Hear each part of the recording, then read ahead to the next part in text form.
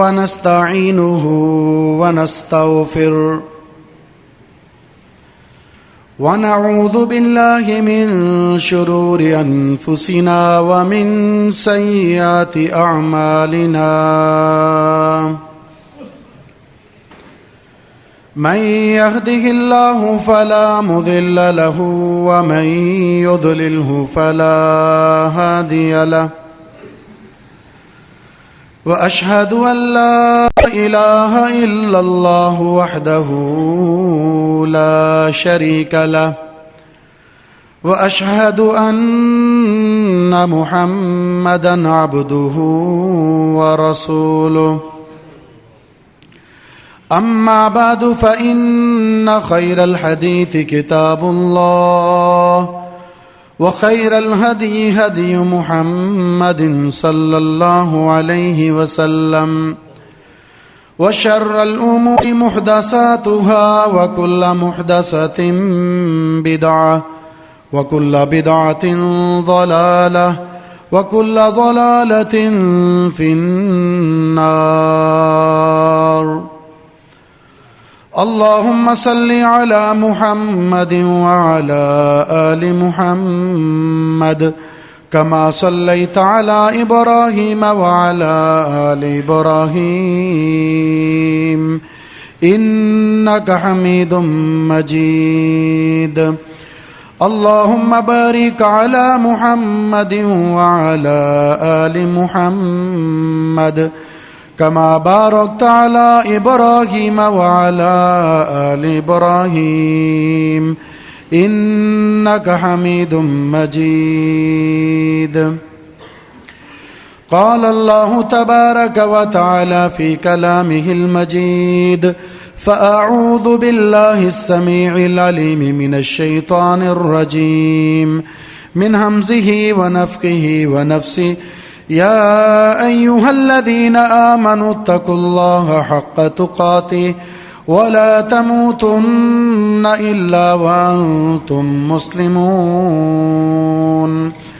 يا أيها الناس اتقوا ربكم الذي خلقكم من نفس واحدة وخلق منها زوجها وبث منهما رجالا كثيرا ونساء واتقوا الله الذي تساءلون به والأرحام إن الله كان عليكم رقيبا. يا أيها الذين آمنوا اتقوا الله وقولوا قولا سديدا يصلح لكم أعمالكم ويغفر لكم ذنوبكم ومن يطع الله ورسوله فقد فاز فوزا عظيما.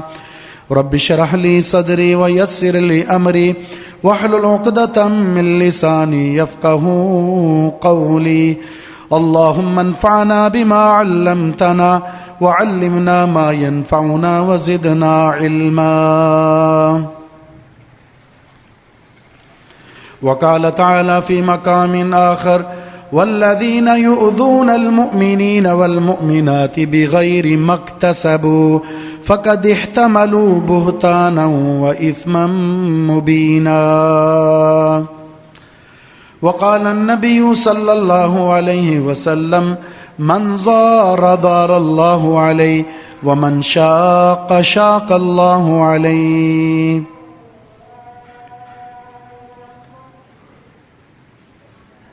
ہمارے معاشرے میں بہت ساری بیماریوں میں سب سے زیادہ پائی جانے والی ایک بیماری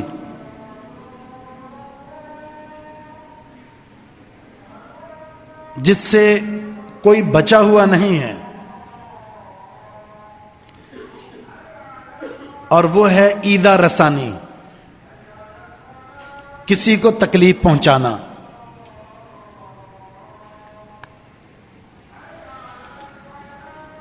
شاید ہی معاشرے کا کوئی ایسا فرد ہو الا ما رحم ربی جس سے کوئی شخص تکلیف میں نہ ہو. سب سے پرامن جگہ وہ مسجد ہے، وَمَن دَخَلَهُ كَانَ آمِنًا۔ ضرر رسانی، ایذا رسانی یا تکلیف کا پہلو یہاں پر بھی پایا جاتا ہے۔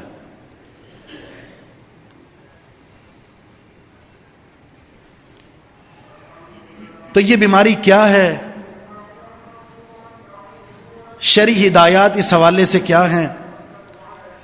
اور معاشرے میں تکلیف دہ پہلو کون کون سے ہیں جس میں مسلمان گرفتار ہیں؟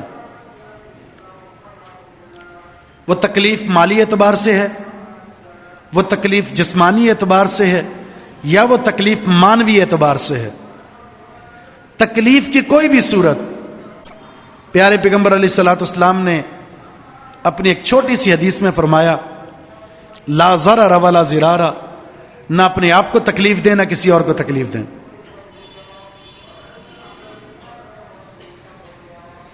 کبھی ایسا بھی ہوتا ہے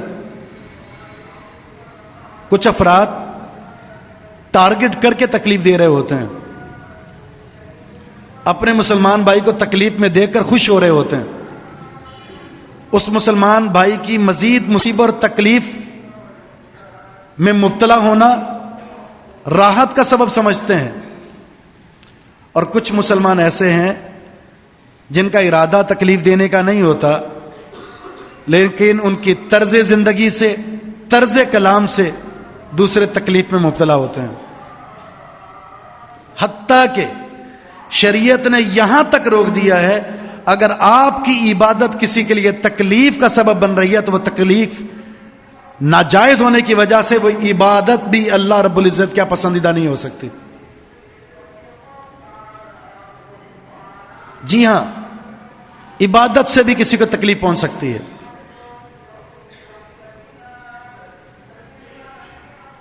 صحابی رسول عبداللہ بن عمر بن عاص رضی اللہ عنہ، شادی ہو گئی ہے، زندگی اللہ کی بندگی میں یوں گزار رہے ہیں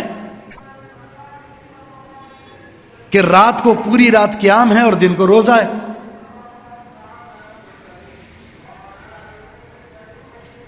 بیوی نے شکایت پہنچا دی، رسول اللہ صلی اللہ علیہ وسلم نے بلا لیا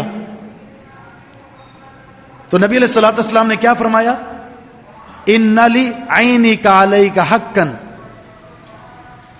ولجسدک علیک حقا ولزوجک علیک حقا ولقرابتک علیک حقا، تیری آنکھ کا، تیرے جسم کا تجھ پر حق ہے، تیری بیوی کا بھی تجھ پر حق ہے، رشتہ داروں کا بھی حق ہے، مہمانوں کا بھی حق ہے، ہر ایک کو اس کا حق دو۔ اگر اللہ کی بندگی کرتے ہوئے کسی کو حق نہیں دے رہے تو یہ بندگی اللہ کے ہاں آپ کو کامیابی نہیں دلا سکتی۔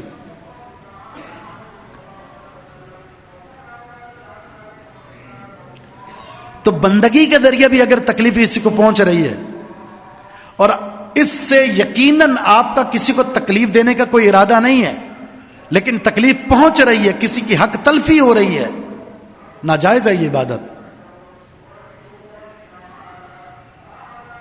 اب روڈ پہ کھڑے ہو کر عبادت کرنا شروع کر دیں اللہ کی، اور سارے لوگ پریشان ہو گئے آپ کی وجہ سے، یہ عبادت آپ کو اللہ کے یہاں سرخرو کر سکتی ہے؟ بالکل نہیں، آپ لوگوں کی تکلیف کا سبب بن رہے ہیں۔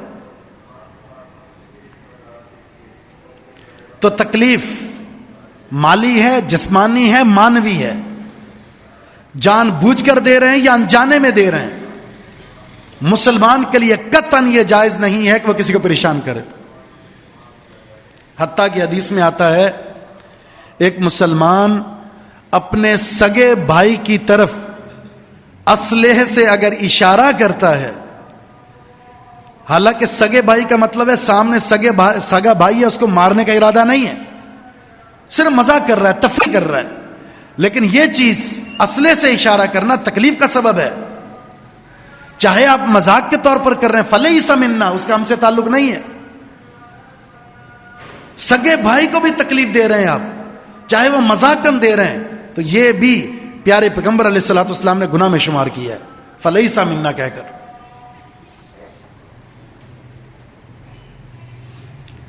والذین یؤذون المؤمنین والمؤمنات बिगैर मक्तसबू फक़द इहतमलू बुहताना व इस्मा मुबीना।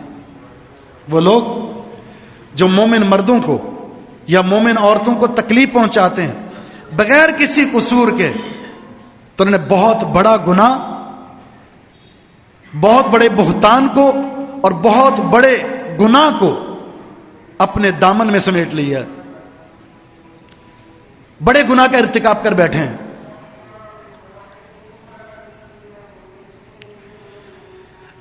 किसी को जरर पहुंचाने के हवाले से वो जरर की सूरतें क्या है, इससे पहले मैं दो चीजों की तरफ रहनुमाई करना चाहता हूं। एक चीज ये है, अगर मैं और आप ये चाहते हैं जरर से किसी को बचाएं, मुझसे किसी को तकलीफ ना हो,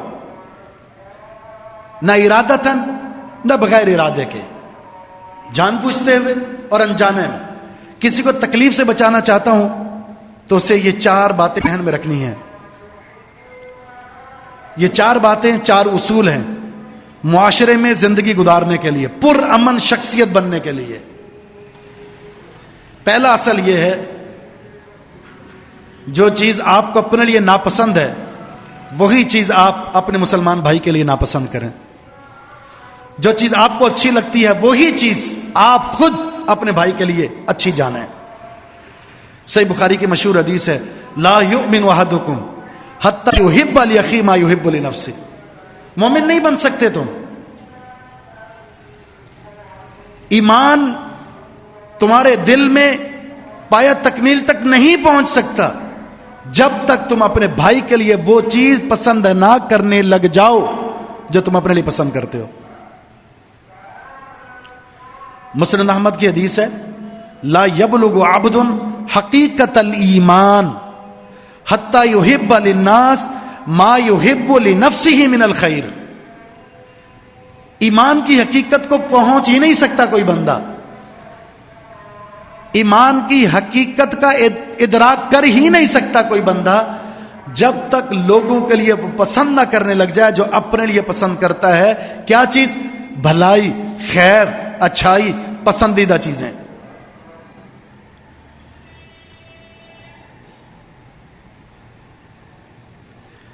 इब्न माजा की हदीस है, जामे तिरमिज़ी के अंदर भी अल्फाज मौजूद, उसमें अबू हुरैरा को आपने नसीहत की थी, अहिब्बा लि अखीका मा तुहिब्बु लि नफ्सिका तकुन मुमिना। ये इब्न माजा के अल्फाज हैं। तकुन मुस्लिमा, ये जामे तिरमिज़ी के अल्फाज हैं। जो से अपने लिए पसंद करते हो ना अबू हुरैरा, वो चीज अपने भाई के लिए पसंद करने लग जाओ। अगर पसंद एक ही बन गई, पसंद एक हो गई, जो चीज अपने लिए नापसंद वो अपने भाई के लिए नापसंद, जो चीज अपने लिए पसंद वो अपने भाइयों के लिए पसंद, अगर ये मेयार एक जैसा कायम हो गया तो तू मुसलमान है, तू मोमिन है। अपने लिए पसंद का लेवल ये हो, मुझे को गाली ना दे, मेरी को गीबत ना करे, मुझसे कोई झूठ ना बोले, मेरे साथ कोई धोखा ना करे, मेरे साथ कोई खयानत ना करे, मेरे साथ कोई बदतमीजी ना करे, मेरे साथ कोई झगड़े ना, मेरे हुकूक पर कोई डाका ना डाले, ये मैं अपने लिए पसंद करता हूं।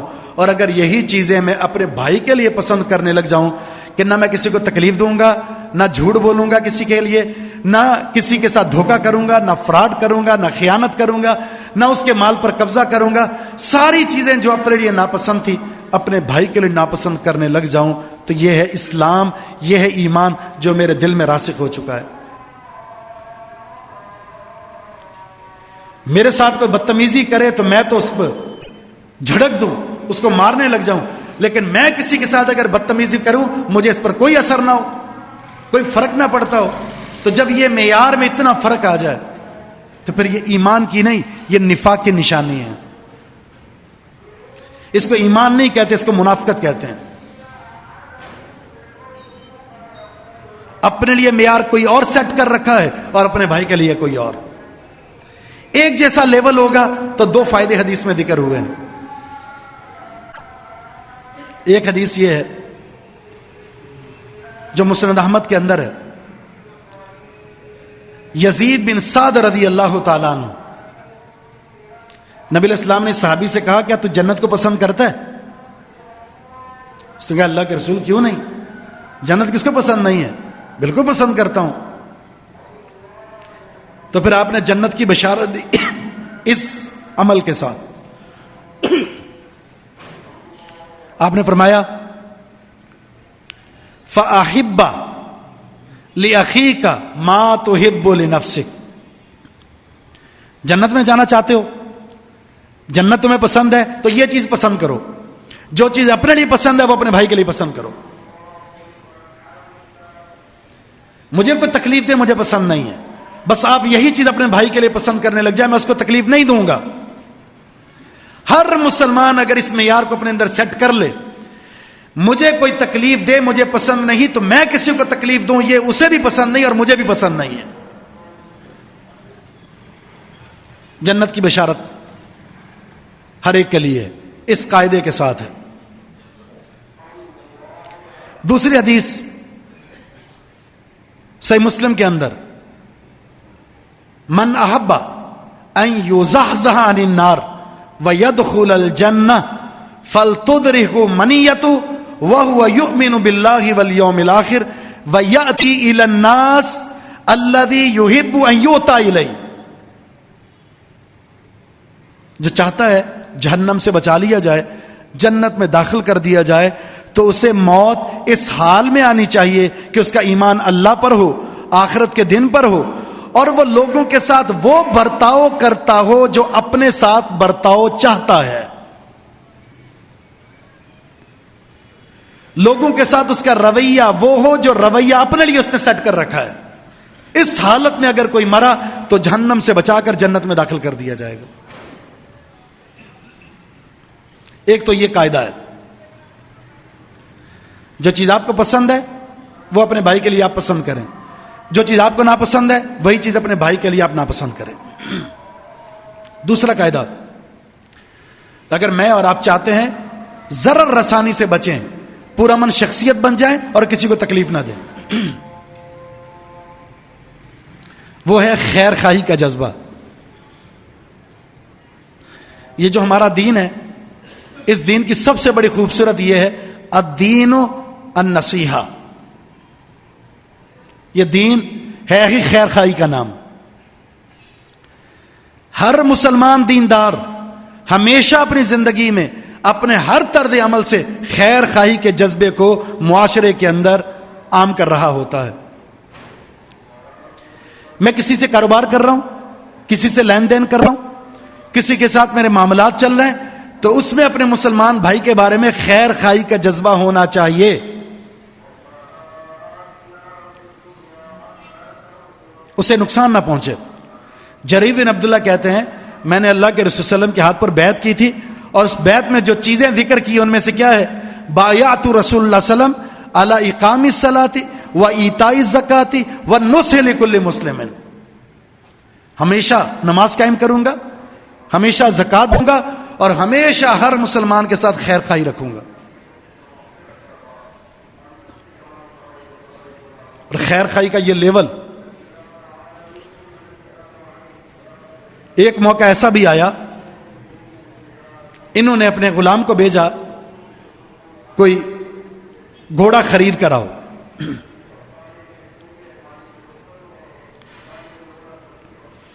یا انہوں نے خود، ایک حدیث کے الفاظ ہے، خود یہ کسی جگہ ایک گھوڑا بک رہا تھا، وہ دیکھا، بیچنے والے نے گھوڑے کی قیمت لگائی ہے 300 درہم۔ جب انہوں نے گھوڑا دیکھا، چلا کر دیکھا، یہ 300 کا تو نہیں ہے، اس کی تو قیمت زیادہ ہونی چاہیے، یقیناً کسی مجبوری کی وجہ سے سستا بیچ رہا ہے، مجبوری کی وجہ سے چیز سستی بیچی جا رہی ہے۔ تو مالک سے کہا کہ یہ گھوڑا تو مجھے 400 درہم کا لگتا ہے، اگر میں 400 آپ کو دوں تو آپ کو قبول ہے؟ کتاب کی مرضی ہے۔ پھر مزید جائزہ لیا، غور کرتے رہے، جائزہ لیتے رہے، تو اس کو چلاتے تھے، بالآخر جو ریٹ مقرر کیا، اصل مالک نے 300 درہم لگائے تھے، انہوں نے 800 درہم دیے کہ اس کی اصل ویلیو یہ ہے۔ اس کا جو معیار ہے اس چیز کا وہ 800 درہم ہے. آپ یقیناً کسی مصیبت میں گرفتار ہیں جس کی وجہ سے آپ یہ سستا بیچ رہے ہیں, تو میں تمہیں 800 دوں گا.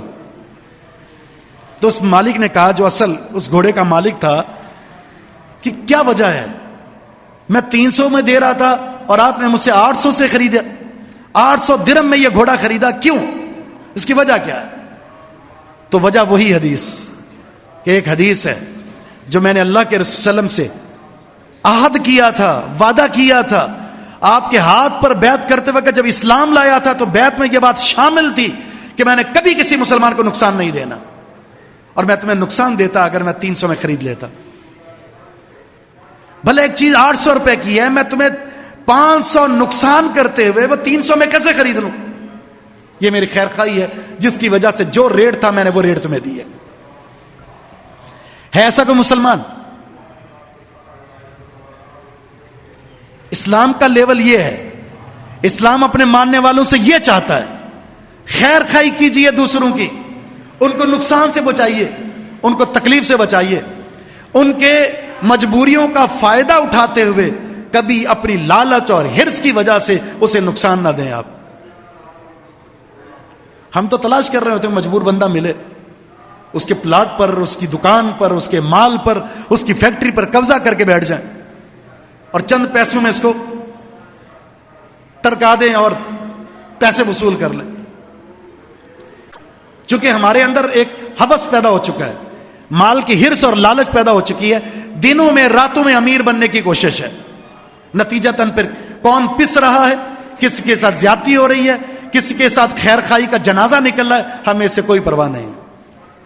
جبکہ اسلام اپنے ماننے والوں کو ایسا معاشرہ, ایسی سوسائٹی قائم کرنے کا حکم دیتا ہے جہاں ایک مسلمان اپنے مسلمان بھائی کے بارے میں وہ سوچے جو اپنے لیے سوچتا ہے, وہ پسند کرے جو اپنے لیے پسند کرتا ہے, وہ ناپسند کرے جو اپنے لیے ناپسند ہے, اور ہمیشہ خیر خواہی کا جذبہ ہو.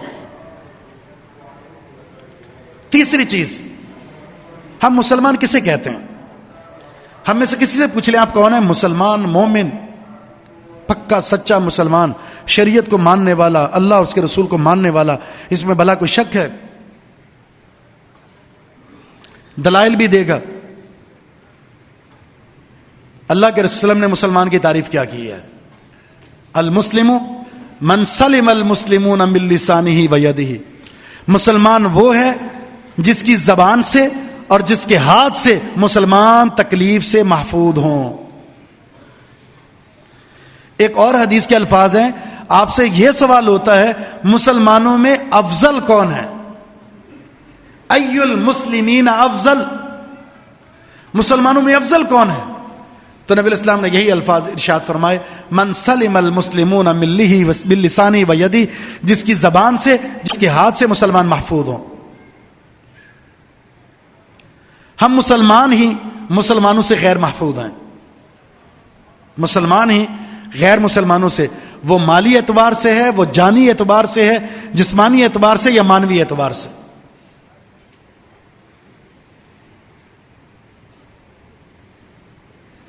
انتہا درجے کا ضرر رسانی کا پہلو ہمارے معاشرے میں موجود ہے.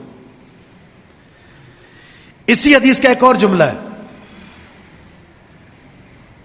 نبی علیہ الصلوۃ والسلام نے فرمایا مومن وہ ہے من امینہ الناس علی دمائہم و اموالہم. مومن وہ ہے جس سے لوگ امن میں آ جائیں, اپنے مال میں بھی اور اپنی جان میں بھی. نہ جان کے نقصان کا کوئی خطرہ ہو, نہ مال کے نقصان کا کوئی خطرہ ہو, مومن وہ ہے. آپ کسی کے پاس کوئی چیز رکھ کر جاتے ہیں اور آپ کو کوئی ٹینشن نہیں, میں رہوں گا, مجھے یہاں تکلیف نہیں پہنچے گی, میں یہ رہوں گا, میرے مال کو کوئی نقصان نہیں پہنچے گا. اگر معیار زندگی یہ بن جائے تو مومن ہے. ایک موقع پر رسول اللہ صلی اللہ علیہ وسلم سواری پر سوار ہیں, آپ نے صحابہ اکرام بیٹھے ہوئے تھے, آپ رکے وہاں پر. آپ نے فرمایا الا اخبرکم بخیرکم من شرکم, میں بتاؤں تم میں سے بہترین انسان کون ہے اور بدترین انسان کون ہے؟ سب سے بہترین انسان کون ہے؟ صحابہ کرام نے فرمایا جی ہاں. تو آپ نے فرمایا خیرکم من یرجا خیرہ و یؤمن شرہ و شرکم من لا یرجا خیرہ ولا یؤمن شرہ. مومن وہ ہے جس سے خیر کی امید ہو اور جس کے شر سے سارے لوگ محفوظ ہوں، یہ مومن ہے۔ اور بدترین تم میں سے انسان وہ ہے جس سے خیر کی کوئی امید نہ ہو اور جس کے شر سے کوئی محفوظ نہ ہو، یہ بدترین انسان ہے۔ اور ہمارے معاشرے میں ایسے لوگ موجود ہیں جن کے ساتھ ہم کیوں نہیں بیٹھتے، کیوں نہیں جاتے؟ لوگ میرے ساتھ بیٹھنا پسند کیوں نہیں کرتے؟ اس لیے کہ میری شرارتوں سے محفوظ نہیں ہے۔ چلتے پھرتے معاشرے میں وہ تکلیف اور ضرر رسانی کا سبب بنا ہوا ہوتا ہے۔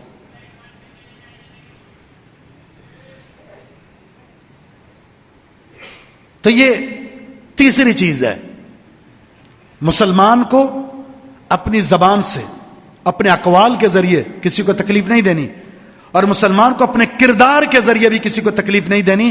اگر ایسا ہے تو یہ مومن اور مسلمان ہے۔ چوتھی چیز،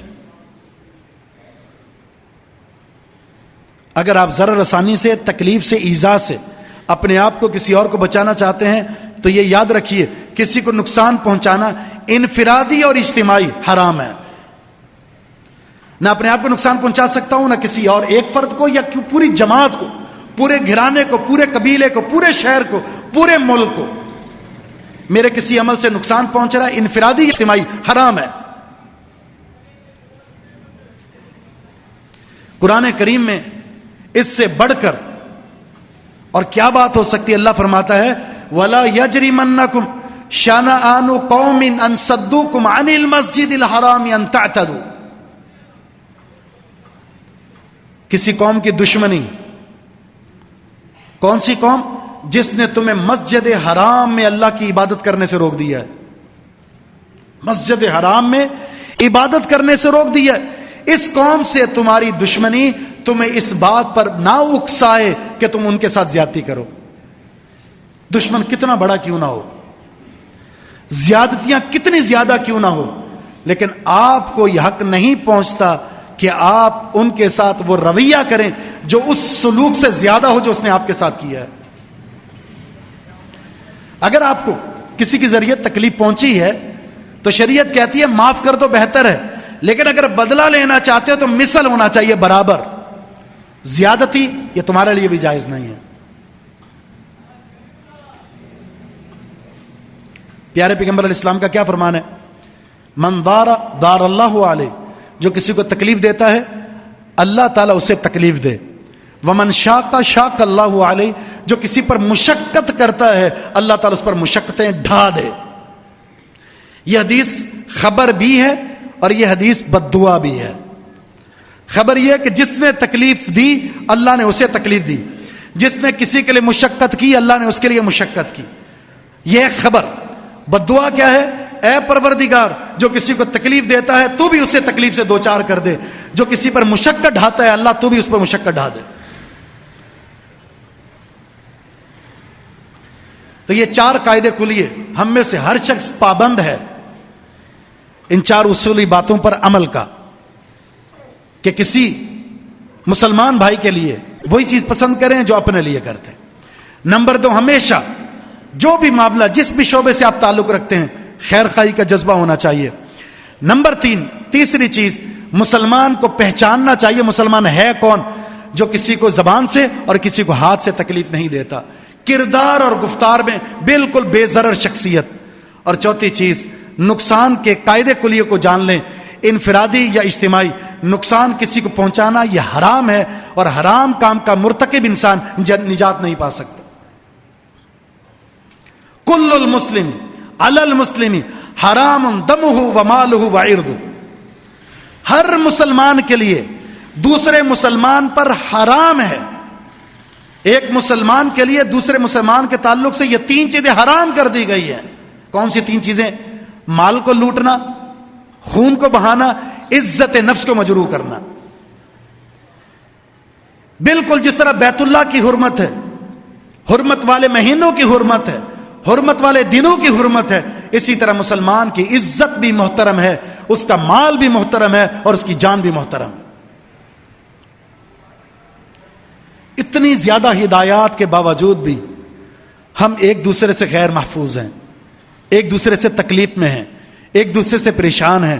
گھر کی چار دیواری کے تحت رہنے والے افراد بھی پرسکون زندگی نہیں گزارتے. یہ المیہ ہے ہماری سوسائٹی، ہمارے معاشرے کا.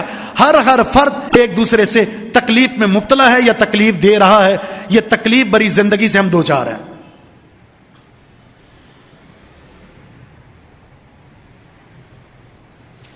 دوسرا قاعدہ کلیہ شریعت کا، اگر آپ چاہتے ہیں کسی کو تکلیف نہ دیں، مجھ سے کوئی تکلیف میں نہ ہو، تو اسے شریعت کے اس قاعدے کی طرف آنا ہے. اور وہ قاعدہ یہ ہے، شریعت کے ہم مکلف ہیں، شرعی احکامات کے ہم مکلف ہیں، اور وہ یہ ہے کہ عبادات کے اندر جب تک وضو نہیں ہوگا آپ نماز نہیں پڑھ سکتے. نماز کے لیے وضو شرط ہے، پھر نماز کے لیے شرط ہے قبلہ رخ ہونا اور کھڑے ہو کر نماز پڑھنا، اور پوری 4 رکعت نماز پڑھنا جو فرض ہیں، ظہر کے، عصر کے، عشاء کے، مغرب کی 3 اور فجر کی 2 رکعت. یہ فرائض کے ساتھ ان کو پوری تعداد میں ادا کرنا یہ فرض ہے. یہ شریعت کا حکم ہے. لیکن شریعت نے یہ دیکھا کہ کچھ حالات ایسے ہیں جن حالات میں میرے یہ مکلفین، یہ مکلف افراد جو پابندی کے ساتھ عبادات کرتے ہیں، لیکن کچھ حالات ایسے بھی آتے ہیں جن میں ان کو تکلیف ہو سکتی ہے عبادت ادا کرتے وقت، تو شریعت نے اپنے احکامات میں تخفیف کر دی. اپنے حق میں کیا کر دیا؟ نرمی. اپنے حق میں کیا کر دیا؟ تخفیف. وجہ کیا ہے؟ آپ کو تکلیف نہیں دینی. پانی نہیں ہے یا پانی ہے لیکن کسی شخص کے لیے وضو کرنا، پانی کا استعمال کرنا موت کا سبب بن سکتا ہے، اس کے لیے پانی کا استعمال تکلیف کا سبب ہے، تو شریعت کہتی ہے کہ اب آپ نے وضو نہیں کرنا، اس کے بدلے آپ نے تیمم کر لینا ہے. تیمم کیا ہے؟ پاک مٹی پر 2 ہاتھ ایک دفعہ ماریں، جھاڑنے کی ضرورت ہے جھاڑ لیں چہرے پر، اور ایک ہاتھ کو دوسرے ہاتھ پر آپ اس طرح پھیر لیں، آپ کا تیمم ہو گیا. حالانکہ وضو شرط تھا، اس کے بغیر نماز نہیں، لیکن وضو کے حکم کو ساکت کر دیا. کیوں؟ آپ کو تکلیف نہ ہو. پانی نہیں ہے تو آپ کہاں سے لائیں گے پانی؟ یا پانی ہے تو آپ کی موت ہو سکتی ہے، اور یہ موت آپ کے لیے صحیح نہیں ہے. صرف اس وجہ سے شریعت نے حکم میں نرمی کر دی. حتیٰ کہ غسل فرض ہو گیا، آپ پر غسل فرض ہو گیا، آپ زخمی ہیں، غسل نہیں کر سکتے، تیمم کر لیں. یہ تیمم غسل کے قائم مقام ہے جب تک آپ ٹھیک نہ ہو جائے یا پانی نہ مل جائے. ابو داؤد کے اندر ایک روایت ہے، ایک صحابی رسول، ان پر غسل فرض ہو گیا اور وہ بیمار تھے. فتویٰ طلب کیا ایک صحابی سے کہ مجھ پر غسل فرض ہو چکا ہے، تو کیا میرے لیے کوئی گنجائش ہے تیمم کی؟ اس صحابی کے علم میں صرف اتنی بات تھی کہ تیمم وضو کا قائم مقام ہے، غسل کا نہیں ہے. تو انہوں نے کہا نہیں، آپ کے لیے کوئی رخصت نہیں ہے، آپ نے غسل کرنا ہے. وہ زخمی صحابی، انہوں نے غسل کر لیا، زخم کے اندر پانی گیا اور موت واقع ہو گئی. اللہ کے رسول کو بتایا گیا. جب واپس مدینہ آئے، رسول اللہ صلی اللہ علیہ وسلم کو خبر ہوئی تو آپ نے کیا کہا؟ قتلہم اللہ، انہوں نے اس صحابی کو قتل کر دیا، اللہ ان کو قتل کر دے. انما شفاء العی سؤال. ایک بیمار انسان جو علمی اعتبار سے بیمار ہے، وہ جاہل انسان ہے، اس کو چاہیے کہ وہ اپنی جہالت کو علم کے ذریعے ختم کرے، سوال کا استفسار کر لے، مسئلے کا علم حاصل کر لے، تاکہ آپ کی عدم علم کی وجہ سے کسی کو نقصان نہ ہو سکے. تو شریعت نے آپ کو تکلیف سے بچایا ہے. اس پانی کی جگہ پر آپ کو تیمم کا حکم دیا ہے. کھڑے ہو کر نماز پڑھنا ضروری ہے، ورنہ نماز نہیں ہوگی اگر شرعی عذر نہیں ہے. حدیث میں آتا ہے صلی قائما فإن لم تستطع فقاعدا فإن لم تستطع فعلى جنب. کھڑے ہو کر نماز پڑھیں، اگر طاقت نہیں تو بیٹھ کر پڑھ لیں. بیٹھ کر نہیں پڑھ سکتے تو لیٹ کر پڑھ لیں، اشاروں سے پڑھ لیں، نماز معاف نہیں ہے. ہمارے حکم میں تخفیف ہے. کھڑے ہونے سے بٹھا دیا، بیٹھنے سے لیٹ جائیں، لیٹنے کے بعد اشاروں سے پڑھ سکتے ہیں، پڑھ لیں. جب تک سانس موجود ہے، ہوش ہے، نماز معاف نہیں ہے. سانس بھی موجود ہے، ہوش ہے، ہوش برقرار ہے، اشاروں سے نماز پڑھ سکتے ہیں. تیمم کروا لیا جائے، اشاروں سے پڑھ لیں. میدان جنگ میں ہیں آپ، بھاگتے چلتے ہوئے سواری پر بھی ایک رکعت پڑھ سکتے تو ایک رکعت پڑھ لو. اس میدان جنگ میں جہاں موت کا سایہ منڈلا رہا ہے نماز معاف نہیں ہے. حکم میں تخفیف ہو گئی ہے. کیوں؟ تکلیف نہ ہو. نبی اسلام فرماتے ہیں میں نے نماز شروع کی, میرا ارادہ یہ تھا کہ میں نماز آج لمبی پڑھاؤں گا. آج میرا ارادہ یہ ہوا کہ میں نماز لمبی پڑھاؤں گا.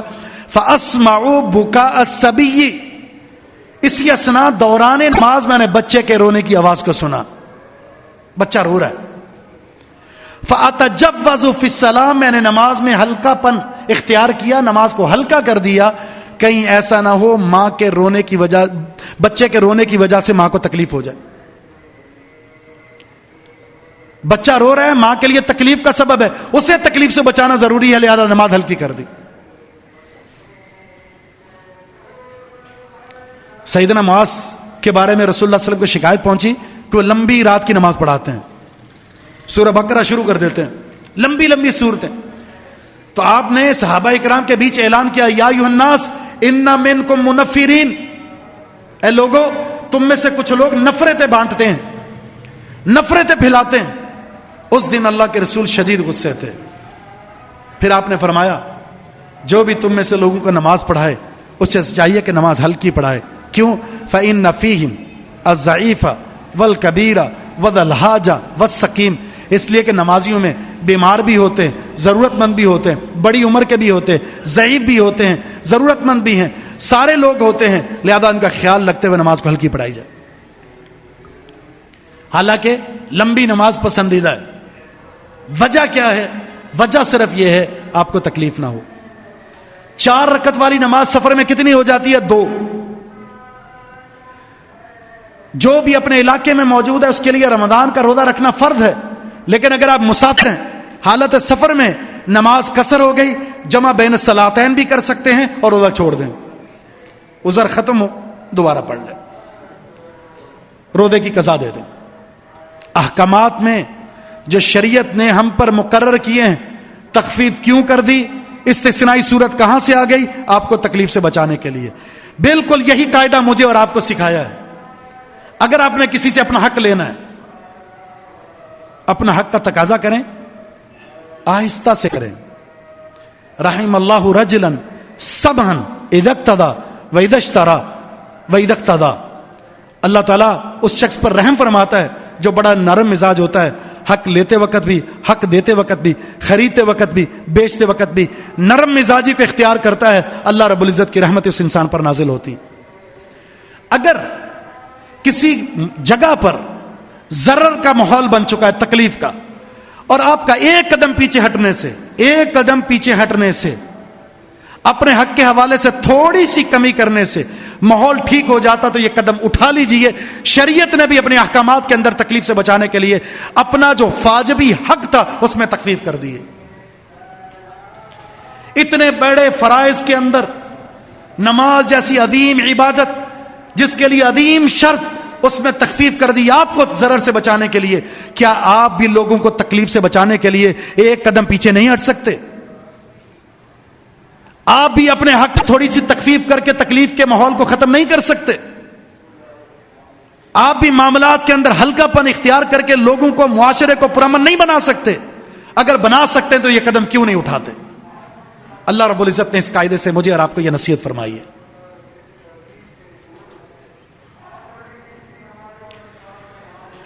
بقیہ معاشرے کے اندر تکلیف کی کیا صورتیں ہیں, اس کی ایک لمبی فہرست ہے. کبھی ایسا بھی ہے کہ ہم انجانے میں, کبھی جانتے بوجھتے بعض معاملات کی وجہ سے ایک دوسرے کو تکلیف دے رہے ہوتے ہیں, اور یہ حقیقت ہے. شریعت ان چیزوں کی نشاندہی کی ہے, مالی اعتبار سے بھی ہے, جسمانی بھی, مانوی بھی. وہ صورتیں کون سی ہیں؟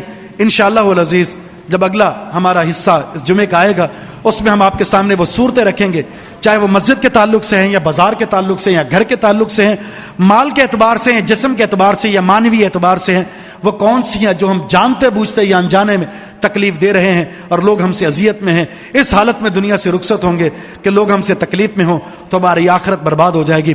اللہ سے دعا ہے کہ رب العالمین ہمیں اپنی ذات میں پورا من شخصیت بننے کی توفیق عطا فرما دے, معاشرے میں سلامتی اور امن کا گہوارہ بننے کی اللہ رب العزت ہمیں توفیق عطا فرما دے, اور معاشرے کو امن اور سلامتی کا گہوارہ بنانے کی کوشش کے حوالے سے اللہ ہمیں بھی حصہ ملانے کی توفیق عطا فرما دے۔ وما توفیق الا باللہ، وآخر دعوانا ان الحمد للہ رب العالمین۔